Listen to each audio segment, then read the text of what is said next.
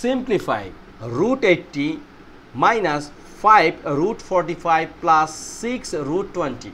So we have to find out the common things. Suppose here is 80, so we can write 5 or 16 times 5 is a 80 and a root minus 5. Now look, we know 9 times 5 is a 45, so 9 times 5, okay, plus here is 6 times, we know 4 times 5 is a 20, okay.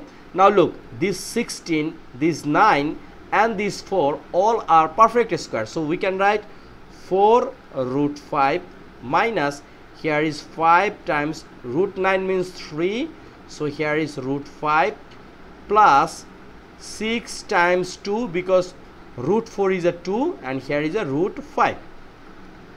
So here is 4 root 5 minus 5 times 3 is a 15 root 5 plus 6 times 2 is a 12 and here is a root 5. So here is 12 root 5, here is 4 root 5, it will be 16 root 5 minus 15 root 5 and finally the answer is only root 5. Thank you.